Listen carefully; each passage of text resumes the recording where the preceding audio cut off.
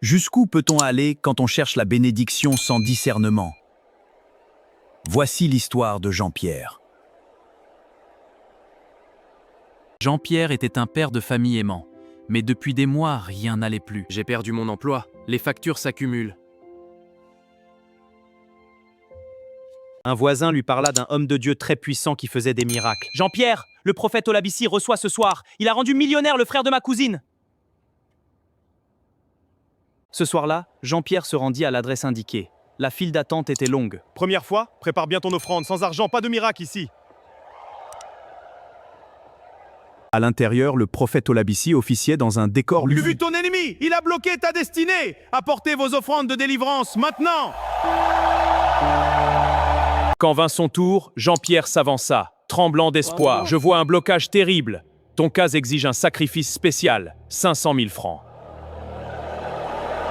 « Vends la voiture, avait dit le prophète. C'est la clé de ta percée. »« Oui, prophète, je vais la vendre. Je ferai ce qu'il faut. » Jean-Pierre!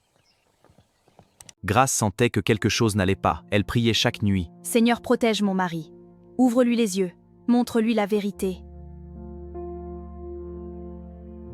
Jean-Pierre vendit sa voiture. Le prophète reçut l'argent en souriant. « Bien, bien. Maintenant rentre chez toi. Dans 7 jours, tu verras le miracle. »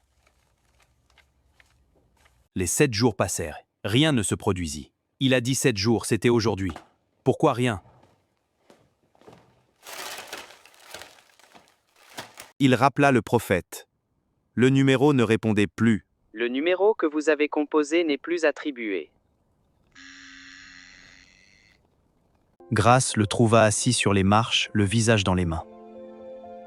Jean-Pierre, ça fait des semaines que je prie pour que la vérité éclate. Le lendemain, en allant au marché, Jean-Pierre croisa un inconnu. « Excusez-moi, le Seigneur me dit de vous parler. Puis-je vous offrir un café ?»« Oui, d'accord. » Autour d'un café, Jean-Pierre raconta toute son histoire. « J'ai vendu ma voiture, j'ai donné tout, et il a disparu. » Mon frère, laissez-moi vous dire quelque chose d'important. Jean-Pierre, vous avez été victime d'un faux prophète. La Bible dit, méfiez-vous des faux prophètes. Vous les reconnaîtrez à leurs fruits. Regardez ces fruits, votre voiture perdue, votre famille qui souffre. Que dois-je faire? Rentrez chez vous, demandez pardon à votre femme, et cherchez Dieu, pas les hommes. Jean-Pierre rentra chez lui. Grâce l'attendait debout. « Pardonne-moi, Grâce, j'ai été aveugle. J'ai vendu notre voiture pour rien. » Je priais pour que tu reviennes à Dieu, pas pour la voiture. Ce soir-là, Jean-Pierre ouvrit la Bible laissée par le pasteur. Matthieu 7,15, méfiez-vous des faux prophètes. Vous les reconnaîtrez à leurs fruits. Le dimanche suivant, il se rendit à l'église du pasteur Samuel. « Jean-Pierre, entrez, la maison est simple, mais Dieu est présent ici. » Le culte était simple, chant, prière, prédication. Pas de mise en scène. Dieu ne demande pas d'offrande spéciale pour vous bénir. Il veut votre cœur et votre confiance. Quelques semaines plus tard, un ancien collègue appela Jean-Pierre. « Jean-Pierre, la société recrute. J'ai pensé à toi. Tu viens pour un entretien ? » « Oui, merci, je viendrai. » Jean-Pierre obtint le poste, sans offrande spéciale, sans manipulation. « Merci Seigneur. Cette fois, c'est toi seul que je remercie. »